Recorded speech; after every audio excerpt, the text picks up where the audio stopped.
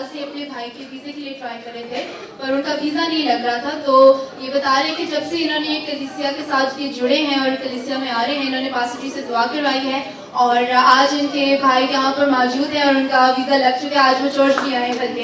Hallelujah.